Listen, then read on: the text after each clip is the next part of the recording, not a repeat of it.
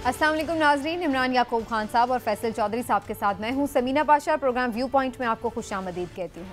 London इस वक्त फिर सियासत का महवर व मरकज़ बना हुआ है, जहां पर इस वक्त मियां नवाज शरीफ साहब की वापसी के हवाले से तारीख तय हो रही है, प्लान तरतीब दिए जा रहे हैं, बयानिए बनाए जा रहे हैं। और एक दफ़ा बीच में उसमें हलचल ज़रूर हुई जब शहबाज शरीफ साहब अचानक पाकिस्तान आए और फिर एक ही दिन बाद वापस लौट गए। अब बहुत सारे लोग ये ख्याल कह रहे हैं कि जनाब कोई ख़ास पैगाम लेकर वो नवाज शरीफ साहब के पास गए, लेकिन वो पैगाम क्या था, उसका क्या असर हुआ, क्योंकि जो नवाज शरीफ साहब ने उसके बाद भी तकरीर की है, जो गुफ्तगू की है मीडिया के नुमाइंदों से, उसमें उन्होंने वही मुतालबात दोहराए हैं जो इससे पहले भी वो दोहरा चुके हैं। 5 शख्सियात को वो कैफिर किरदार तक पहुँचाना चाहते हैं, उनका एहतसाब चाहते हैं। क्या ये एहतसाब काबिल कबूल होगा सब लोगों के लिए, इस पर बात करना बड़ा ज़रूरी है। क्या इलेक्शन का जो एक टाइम फ्रेम दिया है कि जनवरी के आखिरी हफ्ते में हो सकते हैं इलेक्शन कमीशन की तरफ से, क्या इस पर वाकई अमल दरामद होगा और कोई हतमी डेट अनाउंस क्यों नहीं की गई, इस पर क्यों एतराज़ से काम लिया गया है, इसके हवाले से भी गुफ्तगू करेंगे। और फिर साथ ही साथ बात करेंगे कि बयानिए की जंग जो है वो कहाँ पर लेकर जाएगी। आने वाले दिन बड़े इंपॉर्टेंट हैं, मामला तेज़ी से तय हो रहे हैं, तो इसके हवाले से भी आज के प्रोग्राम में गुफ्तगू होगी। और पेशतर इसके कि मैं इमरान साहब और फैसल चौधरी साहब की तरफ जाऊं और उनसे इस पर ना सिर्फ ये कि उनका तज्जिया जानूं, उनकी राय जानूं, लेकिन उससे पहले हम बात करेंगे लंदन से आज ख़ास तौर पर, क्योंकि ज़्यादातर ख़बरें जो हैं आज लंदन से जुड़ी हुई हैं, तो वहाँ पर बात करना बड़ा ज़रूरी है। आज ख़ास तौर पर लंदन से सीनियर सहाफ़ी अज़हर जावेद साहब हमारे साथ मौजूद हैं, उनसे गुफ्तगू का आगाज़ करते हैं। अज़हर जावेद साहब, बहुत शुक्रिया आपके वक्त का, आपने आज हमें टाइम दिया। सर, सबसे पहले तो ये फरमाइएगा, ये बड़ी चहमगोइयाँ यहाँ पर जारी हैं कि शहबाज शरीफ साहब कोई ख़ास पैगाम लेकर गए हैं नवाज शरीफ साहब के पास, कोई ख़ास मुलाकात भी हुई यहाँ पर उनकी, तो इस हवाले से लंदन में क्या खबर है, क्या पैगाम पहुँचाया गया नवाज शरीफ साहब को? जी बिल्कुल, आज बड़ा इम्पोर्टेंट दिन था। मुस्लिम लीग नून का आज फुल हाउस था। नवाज शरीफ साहब थे, उनसे शहबाज शरीफ साहब थे, इसहाक डार साहब थे और मरियम नवाज शरीफ, और इसके अलावा तकरीबन 10 से 15 अरकान असम्बली जो मुस्लिम लीग नून के हैं वो भी लंदन पहुंचे हुए थे और उनकी भी मियां नवाज शरीफ से मुलाकात हुई। जहां तक बात है शहबाज शरीफ के पैगाम की, तो उनसे सवाल किया, पूछा, तो उनका ये कहना था कि मैं पैगाम लेके नहीं आया, बल्कि मुझे नवाज शरीफ साहब ने बुलाया है, मैं उनके बुलाने पे आया। और नवाज शरीफ साहब से भी जब बात हुई तो उनका भी यही कहना था कि मैंने इनको बुलाया, और जब बाद में हमारी बात हुई है मुलाकात के बाद, तो उनका ये कहना था कि पार्टी के मामलात या नवाज शरीफ की वापसी और दीगर इश्यूज को हल करने के लिए हमारी ये अहम मीटिंग थी और मैं इसके लिए आया। इसके अलावा उन्होंने गुजरांवाला में होने वाली किसी भी मुलाकात से इनकार किया। जो शहबाज शरीफ है वो उनका ये कहना था कि मियां नवाज शरीफ वतन वापस आ रहे हैं और 21 अक्टूबर को ही आ रहे हैं, उसमें कोई रद्दबदल नहीं। और इसके अलावा मरियम नवाज ने भी बात की और उनका भी ये कहना था कि उसमें कोई रद्दबदल नहीं। तो जो तैयारी है उस हवाले से आज का फोकस था, इंतखाबात फोकस था। और इसके अलावा बाद में तमाम जो लोग आए हुए थे और जो आने वाले हैं सबको कह दिया गया कि वो लंदन ना आए, अपने अपने हलकों में जाएं और इंतखाबात की और जो इस्तकबाल की तैयारियां करें। तो नवाज शरीफ साहब की तरफ से ये वाज़ेह मैसेज दिया गया। बाकी तो आपका तज्जिया क्या है अज़हर जावेद साहब, क्या वाकई उनकी 21 अक्टूबर को वापसी हो रही है? तमाम तर उनके जो मामलात हैं वो तय हो चुके हैं और अब वो जीरो रिस्क पर वापस आ रहे हैं? देखिए जी, सियासत में तो कोई जीरो रिस्क वाली कोई चीज नहीं होती। सियासत नाम ही रिस्क है और जो रिस्क लेता है वही सियासत में कामयाब होता है। अब अगर ये कहें कि नवाज शरीफ तमाम रिस्क फ्री हैं तो ये बात ठीक नहीं होगी। नवाज शरीफ के साथ बहुत सारे मामलात हैं, लीगल मामलात हैं, कानूनी मामलात हैं। इसके अलावा जाहिर बात है उनके अपोनेंट हैं, मुख्तलिफ जगहों पे बैठे हुए हैं, मुख्तलिफ जो आप कह सकते हैं मुख्तलिफ अहम पोजिशनों पे भी होंगे या रह चुके होंगे। तो रिस्क फ्री का कुछ भी नहीं है। लेकिन नवाज शरीफ से आज भी मेरी बात हुई, तकरीबन 1.5 घंटा उनसे मुलाकात रही, शहबाज शरीफ से रही, तो उसमें भी उनका यही कहना था कि वो पाकिस्तान जा रहे हैं और 21 अक्टूबर को जा रहे हैं और हर सूरत में जाके वो इंतखाबात लड़े। अज़हर जावेद साहब, आप क्योंकि शरीफ बरादरान की सियासत को और उनकी तबीयत को काफ़ी साफ़ियों से बेहतर समझते हैं, तो एक तो बात यह है कि जो मियाँ शहबाज शरीफ ने और मियाँ नवाज शरीफ ने की है कि वो मियाँ नवाज शरीफ के कहने पे आए हैं, दूसरी जो चहमगोइयाँ यहाँ पे हैं, तो आपका ज़ाती इस पे क्या तज़िया है कि क्या वाकई ही मियाँ नवाज शरीफ के सिर्फ बुलाने पे वो एक दिन में ही आ गए या कोई और भी वजह है? इमरान साहब, आप क्योंकि उस्ताद हैं हमारे, बड़े सीनियर भी हैं और सियासत को बड़ी अच्छी तरह आप समझते भी हैं, इनको सियासत भी देखी है, तो ये तो हो नहीं सकता कि कोई बात ना हो। बात जरूर थी, कोई जो आए हैं और बात करने के लिए आए हैं और बैठ के करने के लिए आए हैं। कल वो रात को पहुंचे थे, आज उनकी सुबह भी मुलाकात हुई, फिर उसके बाद खाने के बाद फिर 4-5 बड़े हैं मुस्लिम लीग नून के, वो भी बैठे हैं, नवाज शरीफ साहब भी थे और क्या नाम है, अच्छा सर, आप तो ये कह रहे हैं कि कोई बात ज़रूर थी। अब वो कोई बात क्या थी आप तो हमें नहीं बता रहे, लेकिन फैसल वावडा साहब ने ये बात ज़रूर टीवी चैनल्स पे बैठ के बताई है। आप मेरे साथ रहिए, मैं आपको सुनवा देती हूँ और ये आपको बता बल्कि देते हैं कि जनाब फैसल वावडा साहब का कहना है कि उन्हें पैगाम भिजवा दिया गया शहबाज शरीफ साहब के थ्रू कि जी पहले तो जहाज़ में आपको बांधा गया था, अब फिर आप बंधे ही रहेंगे, तो सख्त पैगाम भिजवा दिया कि जी एहतसाब की बातें ये जो आप कर रहे हैं कि इन लोगों को कटहरे में लाया जाए, ये बातें आप छोड़ दें। आपको लगता है कि मौक़िफ़ में तब्दीली आ सकती है?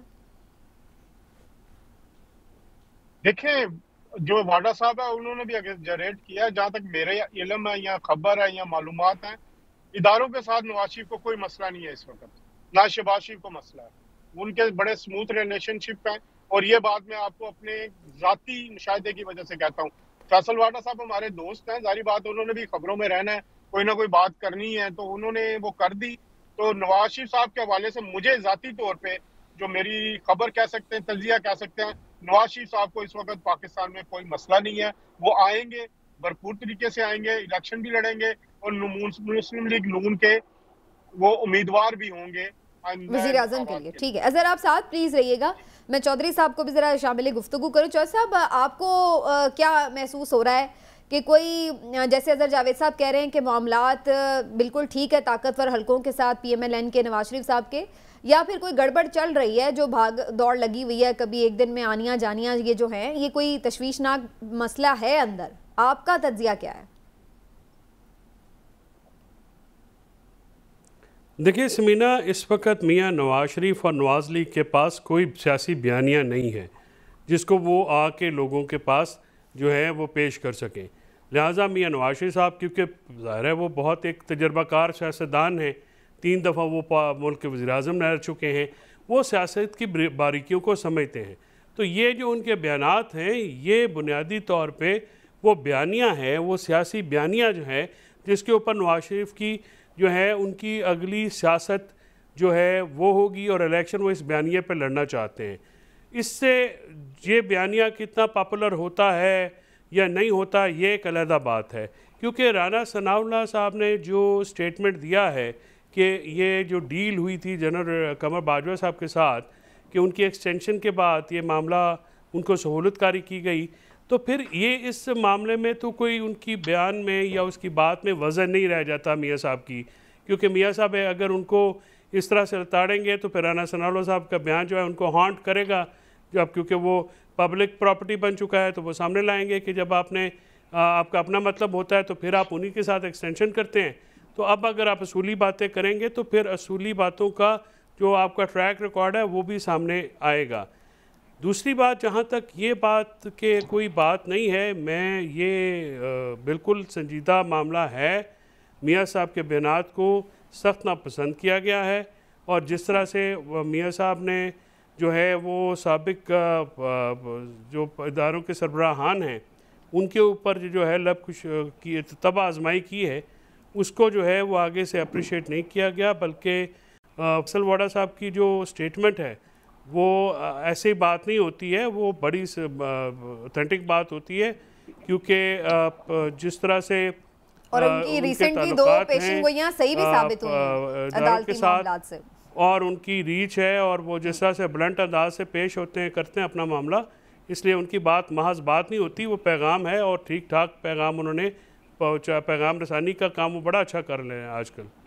ठीक, लेकिन चौधरी साहब जो आपने अभी राना सनाउल्लाह साहब की बात की है, बयान की, वो बड़ा इंपॉर्टेंट बयान है और बहुत सारे लोग तो ये कह रहे हैं कि ये एक इतराफ़ जुर्म है एक तरह से कि आपने बाजवा साहब के साथ मिलकर हुकूमत गिरवाई। तो क्या उनका स्टेटमेंट था, उन्हीं की ज़ुबानी सुन लेते हैं। तो इमरान साहब उस वक्त तो ये कहते थे कि आइन और कानून के मुताबिक जमहूरी तरीके से इमरान खान को निकाला है, आज अब ये मान रहे हैं कि हमने जनरल बाजवा की मदद से निकाला है। तो ये तो फिर तजाद हो गया खुला। देखें स्मीना, बात सीधी सी है कि पाकिस्तानी सियासत में उस तरह से असूल या कवायद होते नहीं जिस तरह से पूरी दुनिया, वैसे तो पूरी दुनिया में हुकूमत के लिए कोई असूल उस तरह से नहीं होते, लेकिन हमारे यहाँ तो बिल्कुल ही नहीं होते।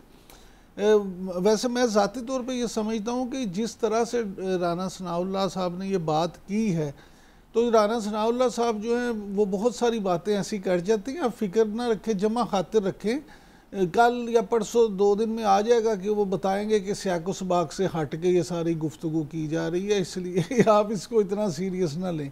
मामला सीरियस हम क्यों ना लें सर, कि अवाम का एक मजाक बना हुआ है, उनके मैंडेट को आप उठा के बाहर फेंक देते हैं और फिर हम उसको सीरियस किस तरह ना लें। लेकिन अब सवाल यहाँ पर अवाम के मैंडेट की बात जो है, और बार बार ही होता है ना वो, ये कोई पहली दफा नहीं है, और वो जिसको इसलिए होता है ना, हम सीरियस नहीं लेते। लेकिन मेजर साहब से एक नहीं, लेकिन मुझे बात कर लेने दें।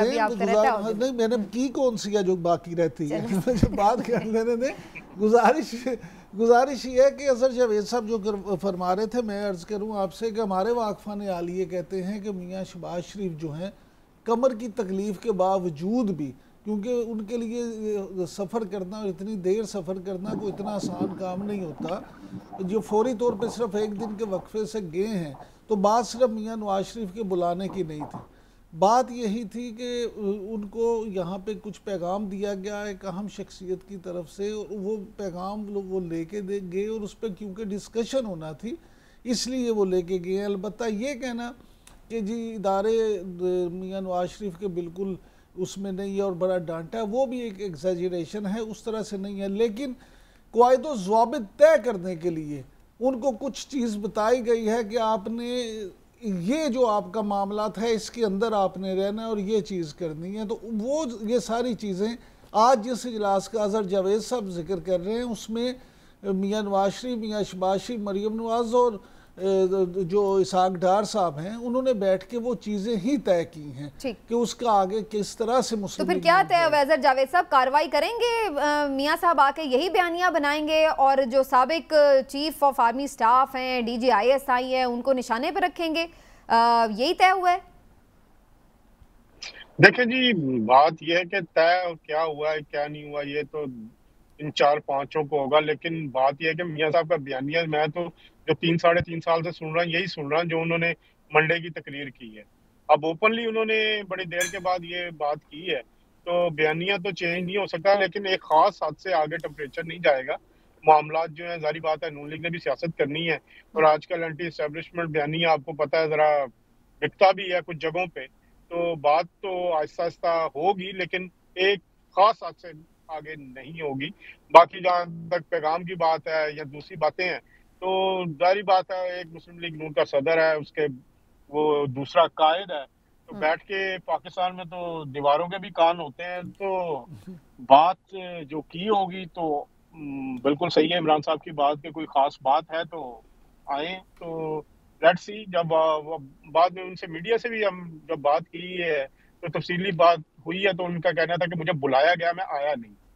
तो अब ये बल्कि नवाज शरीफ साहब भी बैठे हुए थे, जब उनसे भी जब बात हुई तो उन्होंने कहा कि मैंने बुलाया इनको। तो अब 2 बंदे ये कह रहे हैं, तो अब उनकी बात पे भी कुछ हमें यकीन कर भी लेना चाहिए। बाकी आज कुछ कंफ्यूज से लग रहे हैं अजहर भाई आप हमें। चले बहुत शुक्रिया आपका, आप हमारे अच्छा मोहतात हैं मोहतात है, ठीक है, मामला मोहतात है, ठीक हो गया। ये चीजें ठीक है, कुछ खबरें जो होती हैं वो ओपनली भी आपको पता है जरा चीजें कुछ ऑफ द रिकॉर्ड भी होती है, कुछ ज्यादा बोलना भी ठीक नहीं होता, तो इसलिए ठीक है। अजहर साहब आपका ज्यादा जानना चाहिए। Okay, thank you so much, बहुत शुक्रिया आपका अपने प्रोग्राम के लिए वक्त दिया आज। और चौधरी साहब, ये जो बात हो इस वक्त कि भाई राना सनाउल्लाह साहब उस वक्त तो कह रहे थे कि जी हमने आइन और कानून के मुताबिक निकाला है, जमहूरी तरीके से वज़ीर आज़म को निकाला है, आज ये लोग एतराफ़ कर रहे हैं कि नहीं हमने बिल्कुल उनकी मदद भी ली बाजवा साहब की, बल्कि उसके बदले में उनको एक्सटेंशन के लिए वोट भी दिया। तो ये आपको लगता है इसके बावजूद भी इस टाइप का जो बयानिया है, एंटी इस्टेब्लिशमेंट बयानिया या उन शख्सियात के खिलाफ बयानिया, वो कहीं पे भी अवाम में मकबूल हो सकता है?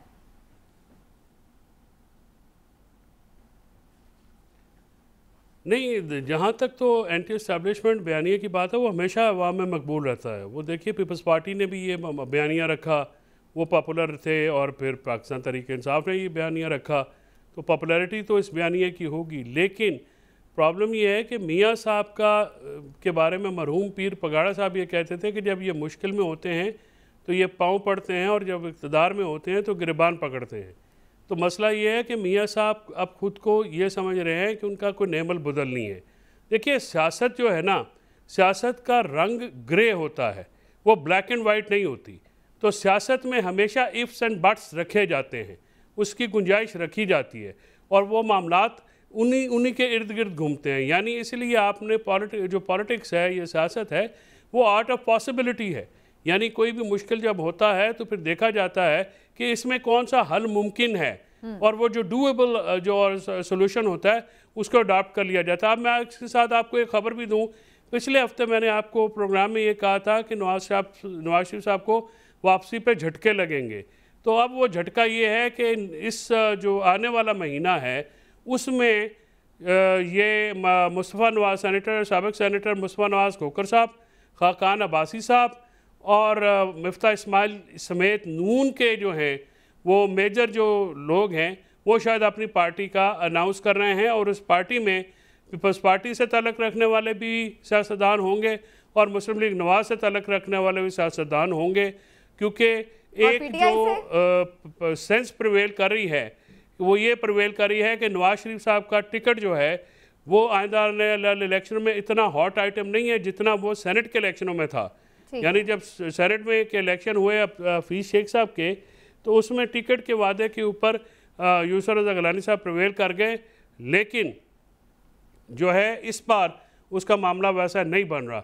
सो ये शहबाज शरीफ साहब का जो इमीडिएट रश करना है, ये भी एक वजह है उसमें से। जो दूसरी वजूहात में एक वजह ये भी है कि नून लीग को एक तो पब्लिक से वो रिस्पांस नहीं मिला।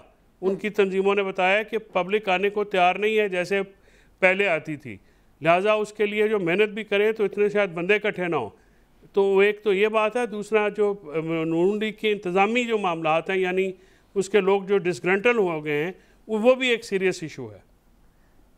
ठीक है, ये तो बड़ी इंटरेस्टिंग चीज़ें हैं जो हो रही हैं, नई नई पार्टीज़ बन रही हैं, लेकिन इन पार्टीज़ की क्या हैसियत होगी और क्या इन्हें अवाम में पजीराई मिलेगी, इस पर भी बात करना बड़ा ज़रूरी है।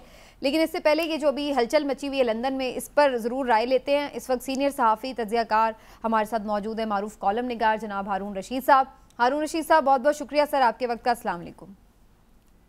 मेहरबानी, शुक्रिया। हारून रशीद साहब, ये लंदन में क्या खिचड़ी अब पक रही है? क्या कोई मसले खराब हो गए हैं PMLN और एस्टेब्लिशमेंट के दरमियान? खिचड़ी नहीं, खिचड़ी का दलिया बन गया है, समझ नहीं आ रही करें क्या।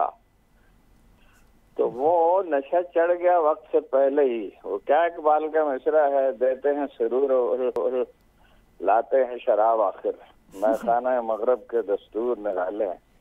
वो जैसे ही उन्हें यकीन हुआ, डिप्रेशन के मरीज के साथ ये होता है। ये थोड़ी बहुत साइकोलॉजी जिसने पढ़ी हो वो इससे एग्री करेगा मेरा ख्याल है कि डिप्रेशन के मरीज जब संभलता है, जब उसे कोई उम्मीद पैदा होती है, गन्ने का रस पिलाने का ईगो का मौका नजर आता है, तो वो इसी तरह की हरकतें करता है। वो काफी रंग जर्द था, उनका हालत खराब थी शहबाज शरीफ साहब की जब गए हैं। और अभी तो वो अपना सामान समेट रहे थे। दम लिया ना, क्या दम लिया था न क़यामत न हुनूस, फिर तेरा वक्त सफर याद आया। वो फिर बुलाए गए, और बुलाया क्या गया, उनकी काफी झाड़ पूंछ सुना। अफवाह तो यही है कि झाड़ पूंछ हुई है, उसको कंफर्म करने का कोई तरीका नहीं है। डांड डपट हुई है। और ये ठीक फरमा रहे थे, सिर्फ यही लोग नहीं, मेहताब अब्बासी भी, जफर इकबाल झगड़ा भी, और बहुत से लोग भी, साद रफीक भी। अच्छा, ये तो आपने बड़ी खबर और भी बहुत से लोग, इसलिए कि ये काफिला गुजरने वाला है। वो भाई जो तकब्बर है, गुरूर का सर नीचे होता है। उन्होंने ये समझ लिया था कि भाई लोगों को उल्लू बना लिया है, बनाने में कामयाब रहेंगे। वो अंदर बड़ी बहस हो रही है कि भाई ये क्या निकला। दे आर ए कम्युनिटी, इनमें वो कम्युनिटी सेंस बहुत सिर्फ सुबुकदोश ही नहीं बल्कि जो सिटिंग आर्मी चीफ भी होते हैं वो कभी भी इस चीज को लाइक नहीं करते। जनरल राहील शरीफ साहब इस बात पर मुशर्रफ का कर सके थे, बिल्कुल, तो वो तो आपे से ही बाहर हो गए। और वो अपना अब मुश्किल है वज़ीर आज़म बनना उसका। अच्छा। मुझे नहीं लगता कि वो अपना वज़ीर आज़म बने। शहबाज शरीफ बन सकता है और जहांगीर तरीन अगर अपना खेल ठीक खेले तो वो भी बन सकता है। ये छोटी छोटी पार्टियां बन जाएगी 10-10 सीटें। एक सूरत तो ये है ना कि इमरान खान से अब सीरियसली बात हो रही है, और वो तो आपको पता है ऐसा मौका आए तो खान साहब को आपने तो नहीं देखा, मैंने देखा है बातचीत करते हुए। ऐसे मौके पे वो तो अपना एक खास बेनियाजी इख्तियार कर लेते हैं। अब वो हंसरे कहके बरसा रहे थे मौसूफ तो जेल में, और कह रहे थे कि वकीलों ने कहा कि आपको ले जाते हैं जी। अडियाला। हेलो जी जी सर। हेलो? जी जी, आवाज आ रही है? अडियाला मुंतकिल करते हैं। कहने नहीं मैं यहीं ठीक हूँ, मैं बिल्कुल ठीक हूँ, यहीं पे सेट हो गया हूँ, आसूदा हूँ यहाँ पे। ठीक, मैं ये वर्जिश की मशीन का कुछ कर दो, खाना भी बस मुझे रात आ गया है, ठीक हो गया। और कोई आदमी खुश नहीं है जितना वो खुश हैं, और कोई आदमी इतना परेशान है। माफी मांगे तो मरते हैं।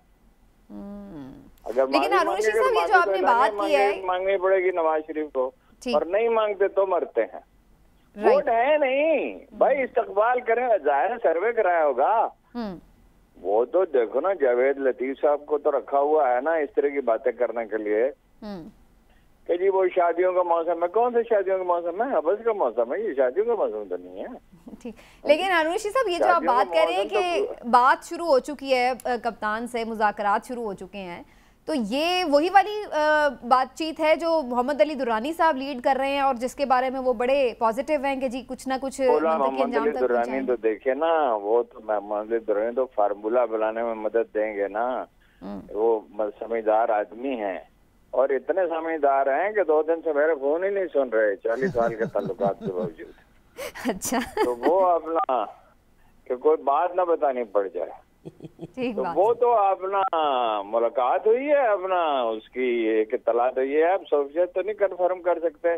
मैं सोचा आरफ अलवी साहब को फोन करूं, फिर मैंने कहा मानेंगे कहाँ वो, हालांकि उनसे भी बड़ा पुराना 20-25 साल का ताल्लुक है, तो वो मानेंगे कहाँ कि मैं क्या 3 घंटे की। ठीक। तो ये बसा जो है ना, ये देखिए बुनियाद हर चीज की मैं आपसे अर्ज करता हूँ, हमेशा एक मंतकी बुनियाद होती है। इमारत वो खड़ी रहती है जिसकी इमारत मजबूत हो, वरना आंधी आएगी, तूफान आएगा, सारे मकान तो नहीं गिरते। जलजले आते हैं तो कितने कौन से मकान गिरते हैं? जिनकी बुनियादें कमजोर होती हैं, ठीक बात, जिनकी बुनियादें मजबूत होती हैं वो तो खड़े रहते हैं। पहाड़ तो अपनी जगह से नहीं टलते। अब इमरान खान ने तो साबित कर दिया ना, को चट्टान की तरह अटल इरादे का आदमी है। और ये तो जो है वो ये पीर बुगाड़ा वाली मिसाल इन्होंने बिल्कुल सही दी, 100% सही दी मिसाल। सही, यही इनका वतीरा है। हाँ जी जी।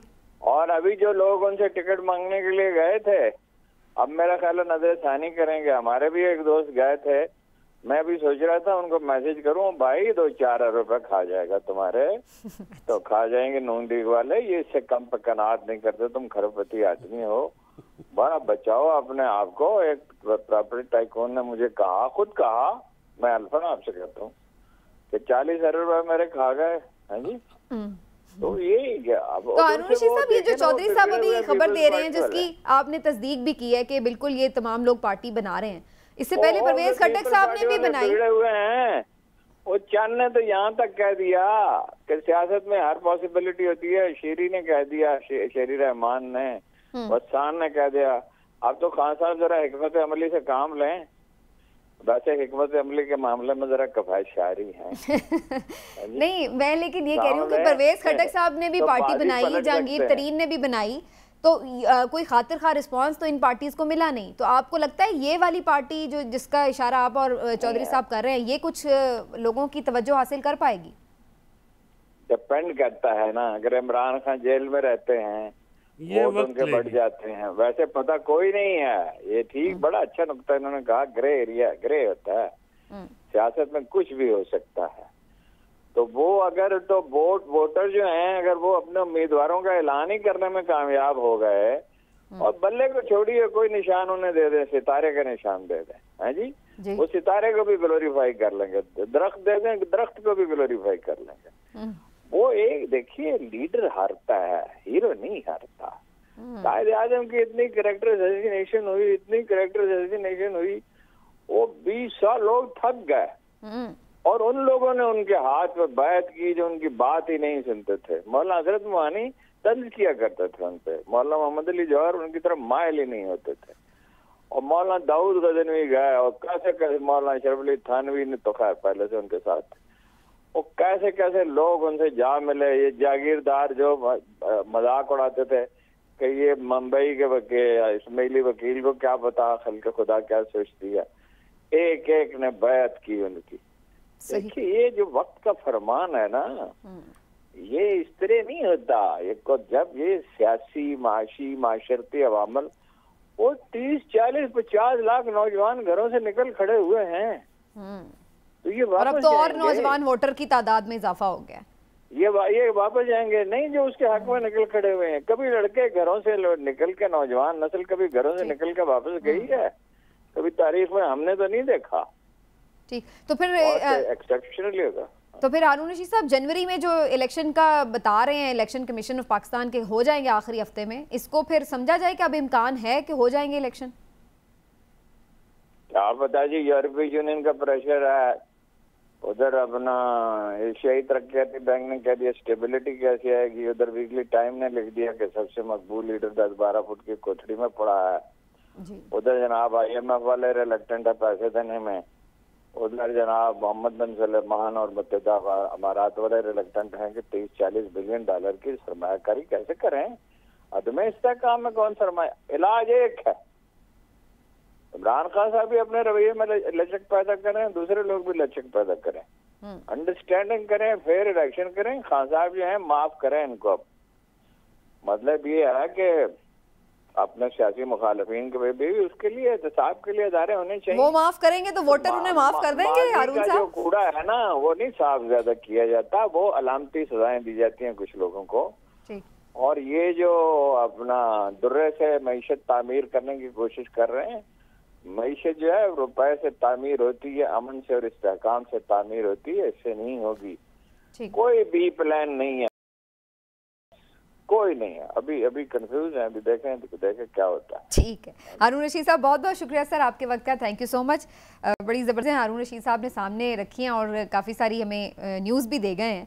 लेकिन इमरान साहब, जो ये वाली बात है, मैं आपसे ज़रूर इस पर राय लूँगी कि ये जो एक नई और पार्टी बनने की बात हो रही है, इससे पहले जो पार्टीज़ बनी हैं बज़ाहिर उनका ऐसा लगता है कि बहुत ज़्यादा उन्हें सपोर्ट उस तरह नहीं मिल सकी और वो इतनी जगह बनाने में फ़िलहाल, वैसे तो भी बहुत अर्ली है उनके बारे में भी ऐसे कहना, लेकिन इसका क्या फ्यूचर होगा इस पर मैं आपसे तफसील से आकर जवाब लेती हूँ। छोटा सा इस मौके पर ब्रेक लेते नाज़रीन, ब्रेक से वापस आते हैं, डिस्कशन को आगे बढ़ाएंगे, हमारे साथ रहिए।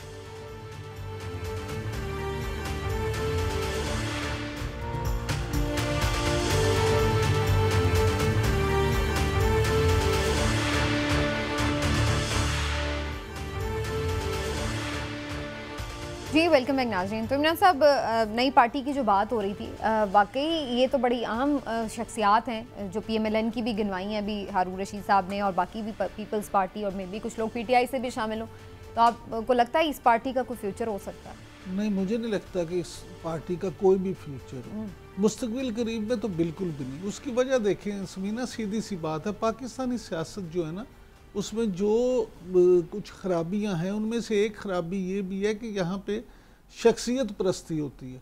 और माफ़ कीजिएगा, शाहिद हक्कान अब्बासी, मिफ्ता इस्माइल या मुस्तफ़ा नवाज़ खोखर, तीनों की शख्सियत जो है वो इस तरह की नहीं, उनका सियासी कद वो नहीं कि लोग उनको देख के वोट दें।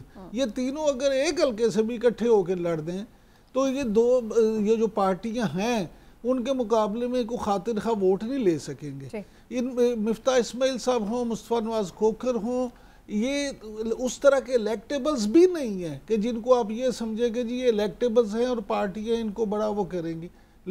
शाहिद हक्कान अब्बासी मुल्क के वज़ीर आज़म तो रहे हैं, लेकिन अभी भी अगर मुस्लिम लीग नून की लीडरशिप का शुमार किया जाए तो टॉप 10 में आते हैं, वो टॉप 3 में भी शामिल नहीं है, बल्कि टॉप 5 में भी शामिल नहीं है। लिहाजा इस तरह के जो लोग होते हैं वो ऐसे ही होगा कि जिस तरह से आप देखें कि लेकिन ये तमाम वो लोग हैं जो कम से कम कुछ ना कुछ उसूल पसंदी की बात कर रहे हैं। तो जो लोग ये रिवायती सियासत से तंग आ चुके हैं, ऐसे लोगों का इनकी तरफ रुझान हो भी सकता है कि नहीं?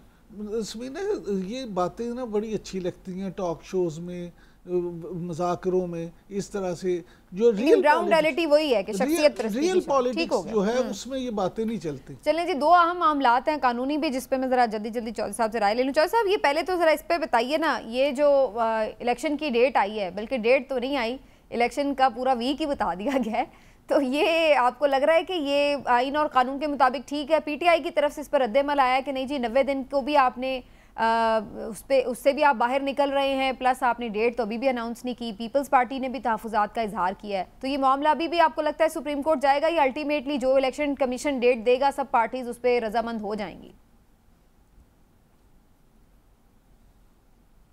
समीना, आपकी इजाज़त से एक ये जो इमरान साहब से आपने सवाल पूछा उस पर बस एक जुमला आपके मैं नज़र करना चाह रहा हूँ कि ये जो पार्टी है इसका मुस्तकबिल करीब या आने वाले इलेक्शन हदफ भी नहीं है। उनकी जो पॉलिटिक्स है वो आने वाले इलेक्शन के बाद स्टार्ट होगी और उनका ये मानना है, और मैं इस बात पे कायल हूँ कि ये जो आपने सवाल किया है कि जो उनकी गुफ्तगू है क्या वो लोगों के दिलों में घर कर जाएगी, तो जो माहौल बनने जा रहा है तो मुझे लगता है कि ऐसी पार्टियों की गुंजाइश बनेगी जो कि एक जेन्युइन अगर पॉलिटिकल वर्कर्स पे मौजूद हों। अब आते हैं इलेक्शन कमीशन पे जो आपने सवाल पूछा। देखिए, पहली बात तो यह आर्टिकल 224 जो है वो तो बड़ा क्लियर है आइन का कि 90 दिनों के अंदर इलेक्शन होने चाहिए अगर असम्बली डिज़ोल्व हो। अब उसमें एक थोड़ी सी कन्फ्यूजन ज़रूर है, आइन खामोश है और उस पर इंटरप्रटेशन की ज़रूरत होगी सुप्रीम कोर्ट ऑफ पाकिस्तान से कि 90 दिनों में नेशनल असम्बली का इलेक्शन तो सदर पाकिस्तान डेट दे सकते हैं, लेकिन जो प्रोविंशियल असम्बलीज़ हैं उनकी डेट जो है वो इलेक्शन कमीशन को देनी है। लिहाजा जो है वो एक उसमें, और उसके साथ साथ हल्का बंदियों का भी सिलसिला चल रहा है। हल्का बंदियों की ज़रूरत है या नहीं है वो एक अलग बात है, लेकिन एक आइन कानून के मुताबिक मामला तो चल रहा है। लिहाजा उससे पहले तो इलेक्शंस मौजूदा सूरत हाल में नहीं हो सकते। 90 दिनों का मैंडेट पीछे भी हम कहते रहते हैं कि जब पंजाब और केपी असम्बली के इलेक्शंस का मामला आया और सुप्रीम कोर्ट का हुक्म भी आया, उसके बावजूद आइन शिकनी हुई, 224 पे अमल दरामद नहीं किया गया बाज़ शख्सिया उस वक़्त की हुकूमत में मौजूद वज़रा की तरफ से। तो अब आपको लग रहा है ये मामला फिर से सुप्रीम कोर्ट ही जाएगा? जो कि इलेक्शन कराने के वो ठीक है, आइन शिकनी हुई तो एक रास्ता खुल गया, लेकिन अब ये देखिए ना, जैसे आपने बड़ी अच्छी बात की है, आपने एक बड़ा अच्छा कमेंट दिया है कि तारीख तो दी नहीं है, एक पूरा हफ्ता दे दिया है, तो अब इलेक्शन कमीशन उस हफ्ते को आगे भी शेड्यूल लेके जा सकता है, उसको लंबा भी कर सकता है, खींच भी सकता है। तो अभी तक जो इलेक्शन की जो सूरत हाल है वो नज़र नहीं आ रही कि इलेक्शन कैसे होना है, कब होना है, उसके खदोखाल क्या होंगे, क्योंकि इलेक्शन तो जी गेयर अप होता है शेड्यूल के मुताबिक। जब इलेक्शन शेड्यूल ही नहीं है, और पीपल्स पार्टी ने भी ये मुतालबा किया है और उसमें इलेक्शन कमीशन का गालिबन ये कहना है कि जब हल्का बंदियों में है तो हम शेड्यूल कैसे दे सकते हैं। लेकिन मेरा जो ज़ाती ख्याल है कि उनको एक टेंटेटिव डेट देनी चाहिए थी कि फ़लाँ तारीख को फ़लाँ दिन को ये इलेक्शन हम कराएंगे होंगे, और इसका शेड्यूल बाद में अनाउंस हो जाएगा। तो इस तरह अगर करते तो वो ज़्यादा बेहतर होता। इसमें मामला फिशी लग रहा है। सूरत हाल में इजाफा हुआ है, कोई कमी वाकई नहीं हुआ। ठीक है, लेकिन ये जो नैब वाला मामला है सर, ये इसमें काफ़ी सारे केसेस दोबारा से ओपन हो गए हैं, और अब हम देख रहे थे कि पूरा रिकॉर्ड भी बसों में भर के, वो क्या वैन्स में भर के जो है वो हाई कोर्ट्स में पहुंचाया गया है। तो ये लग रहा है कि अब जेन्युइनली इन केसेस पे परसू होगा, क्योंकि नैब तो वही है ना सर, प्रोसिक्यूटर भी वही है, तो अगर रीओपन हो भी रहे हैं केसेस तो इस बात का कितना इम्कान है कि अब की बार कोई फेयर ट्रायल होगा और वाकई बड़ी जाफिशानी से इस पे काम होगा? समीना के इस पे कोई जाफिशानी से काम होगा या इस मामले को कोई संजीदा लिया जा रहा है? अच्छा, क्योंकि उसकी वजह यह है कि ये जो ज़ाहिर है सुप्रीम कोर्ट का हुक्म आया है तो उस पर रिकॉर्ड तो वापस जाएगा, लेकिन इस पे फैसले पहले भी हो चुके हैं और अभी इसमें रिव्यू भी फाइल होना है।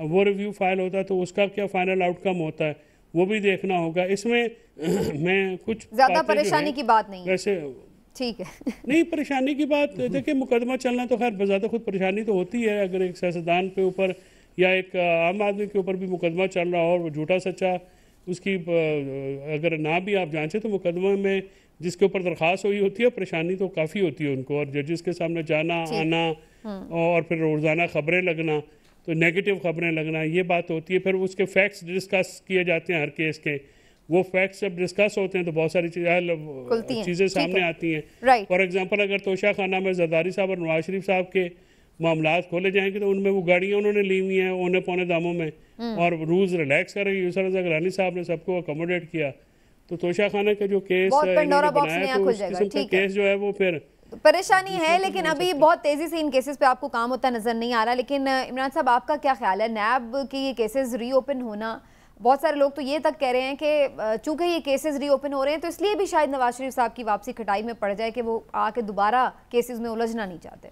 देखिए समीना, पहली बात तो ये है कि फ़िलहाल आज की डेट तक तो ये मुस्लिम लीग नून ने तय कर लिया कि मियाँ नवाज शरीफ साहब वापस आएंगे। अब मियाँ नवाज शरीफ वापस आते हैं और वो 21 अक्टूबर जो है वो भी फाइनल उनकी तरफ से डेट है। मामला ये है कि मुस्लिम लीग नून जो है, जो चोई साहब भी बात करते हैं, मुझे ये बताएं कि मुस्लिम लीग नून के पास इसके सवाब है क्या? आखिरी सहारा जो है मुस्लिम लीग नून का वो यही है कि मियाँ नवाज शरीफ यहाँ पे वापस आएँ और ख़ुद कैंपेन चलाएं, जो भी वो अपना, हाँ जी, उनके पास ऑप्शन ही नहीं है। लिहाजा अब मुस्लिम लीग नून ये अफोर्ड नहीं कर सकती कि मियाँ नवाज शरीफ ना आए। सिर्फ एक सूरत है कि अगर खुदा न खास्ता इलेक्शन नहीं होते तो फिर वो कहें ठीक है उसी वक्त आऊँगा जिस वक्त इलेक्शन होंगे। लेकिन अगर वाकई ही जनवरी में इलेक्शन होने जा रहे हैं तो फिर मियाँ नवाज शरीफ 21 अक्टूबर को आ जाएंगे। लेकिन केसेस का मामला आपको लग रहा है कि इतना संगीन नहीं है? नहीं, ये इतना संगीन नहीं है। उसकी बुनियादी वजह ये है कि तमाम लोग जो हैं माहिरीन कानून वो ये कह रहे हैं कि ये मामला अभी जब रिव्यू में जाएगा तो ये चीज़ें रुक जाएंगी। 80 मुकदमात का रिकॉर्ड तो चला गया है, लेकिन इससे कुछ ज़्यादा असर नहीं होगा, ज़्यादा पेशरफ्त नहीं होगी। अच्छा जी, एक और बड़ा आम मामला है जिस पर बात करनी बड़ी ज़रूरी है। एक और सहाफ़ी हैं जी, खालिद जमील साहब, बड़े सीनियर सहाफ़ी हैं, और उनको FIA ने गिरफ़्तार किया है और 2 रोज़ा जिस्मानी रिमांड भी उनका मिल गया उन्हें अदालत से। और जो वजह बताई जा रही है वो ये कि उन्होंने एक ट्वीट किए ऐसा कि जिस पे कोई, यानी आप समझ लें कि एतराज़ किया जा रहा है और कहा जा रहा है कि जी उन्होंने इदारों के ख़िलाफ़ भड़काने की कोशिश की है, तो ये उनको दफ़ात जो हैं वो लगाई जा रही हैं। इमरान साहब, ये एक और सहाफ़ी को पकड़ा गया है और एक ट्वीट के ऊपर अगर पकड़ा गया है तो आप समझते हैं कि ये एक आज़ादी इज़हार राय पे कदगन लगाने के मुतरादिफ है? देखिए समीना, सीधी सी बात है कि इस बात पे तो कोई दूसरी राय नहीं है कि आज़ादी इज़हार राय पे कदगन नहीं लगनी चाहिए। कोई इस तरह की पाबंदी नहीं होनी चाहिए कि आप लोगों को इस बात का भी हक न दें कि वो अपनी राय का इजहार कर सकें। लेकिन बहरहाल कुछ ज़िम्मेदारी सहाफ़ियों को भी दिखानी चाहिए कि वो हम भी ये ना समझे कि अगर कोई बंदा सहाफ़ी बन गया तो उसके पास लाइसेंस टू किल हो गया।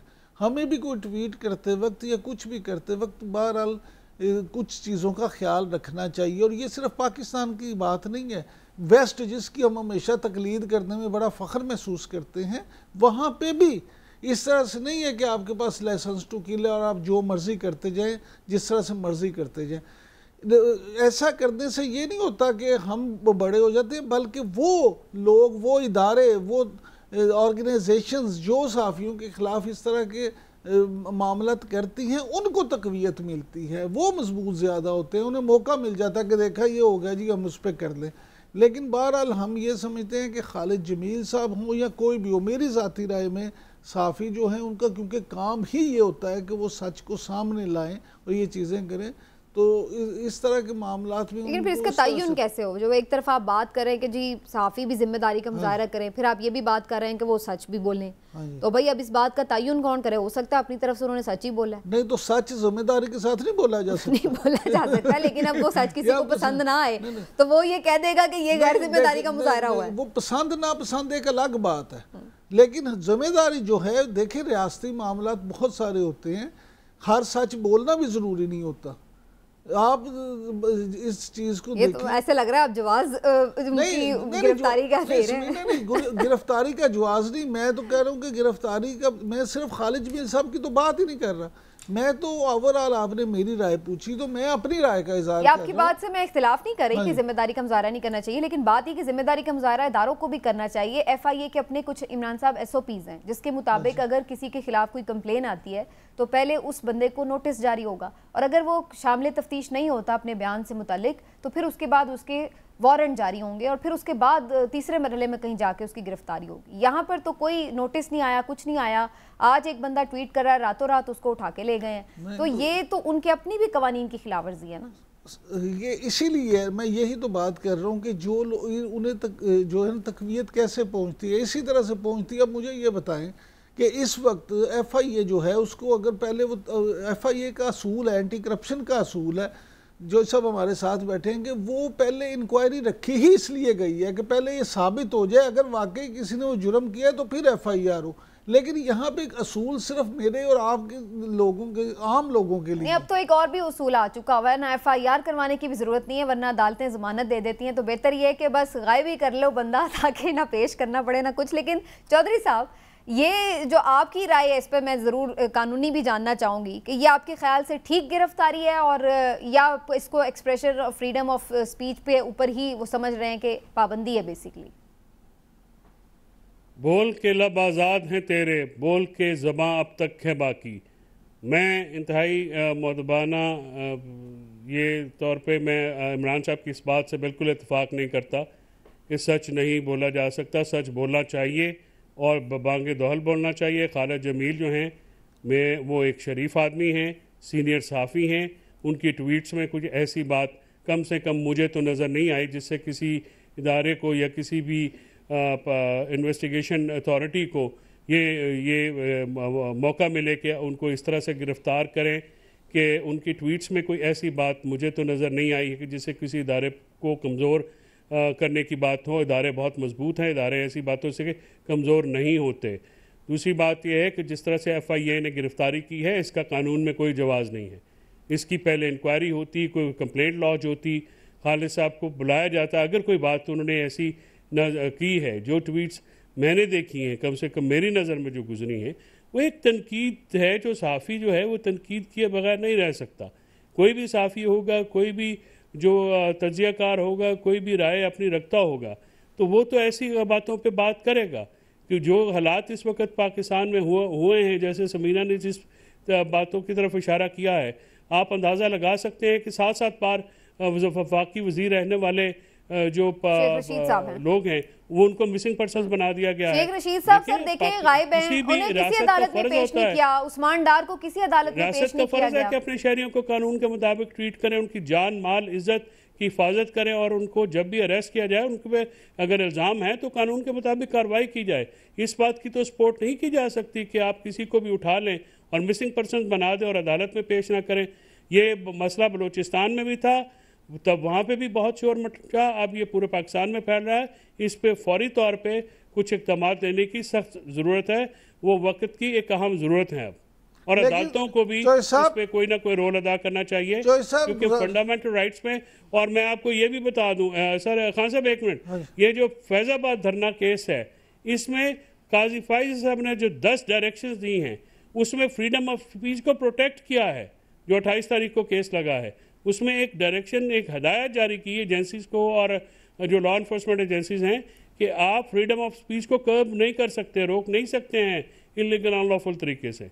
तो ये बात, इस पे हमें थोड़ा आवाज़ भी उठानी चाहिए, थोड़ा बात करने की भी ज़रूरत है कि जो ये जो हब्स की कैफियत है, इसमें कोई ना कोई ऐसी जो है वो ठंडी हवा के झोंके आएँ। इस वक्त जो हालात जो हैं पाकिस्तान में बुनियादी हकूक़ को लेके, इंसानी हकूक़ को लेके बिल्कुल ही जो है वो दगरगू हो चुके हैं। जी चौधरी साहब, मैं ये कह रहा हूँ कि देखिए, इस पे तो कोई दूसरी राय नहीं है कि आपको इजहार राय की आज़ादी होनी चाहिए, लेकिन आप नहीं समझते कि कहीं भी ये सहाफ़ती तंजीमें भी ज़िम्मेदार हैं। जब ये पीका एक बन रहा था तो उस वक्त क्यों नहीं इन्होंने हम आवाज़ होके आवाज़ उठाई, इसके अलावा इकट्ठे होके ये उस वक्त भी अगर करते तो ये बनने ही ना देते। लेकिन उस वक्त 10 अरब मिल गए थे ना, ये भी तो हुआ है ये ऑन रिकॉर्ड है। लेकिन बहरहाल चले जी, यहीं पे आज बात को समेटते हैं और प्रोग्राम का वक्त भी ख़त्म हो रहा है। कल फिर आपसे मुलाकात होगी नाज़रीन, कुछ नए इश्यूज़ के साथ आएंगे। अपना ख्याल रखिए, अल्लाह हाफ़िज़।